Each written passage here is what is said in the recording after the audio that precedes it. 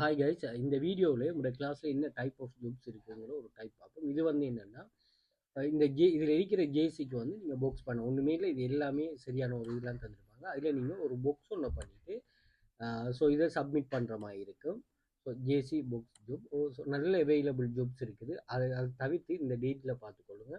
இன்னும் நிறைய type of jobs இந்த இருக்குது. என்னத்தில் ஒரு சொன்னால் நீங்கள் அந்த பாக்ஸ் பண்ணுறதில்ல, ஜஸ்ட் வந்து ஒரு பாக்ஸு நீங்கள் இந்த மவுஸ் கேஸில் பார்த்தீங்கன்னா சரி, அதுவே வந்து உங்களுக்கு ஃபைன் பண்ணி தருவது. இதுக்கு நிறைய டூல்ஸும் இருக்குது. அந்த டூல்ஸை நீங்கள் யூஸ் பண்ணுற மாதிரி இருக்குது.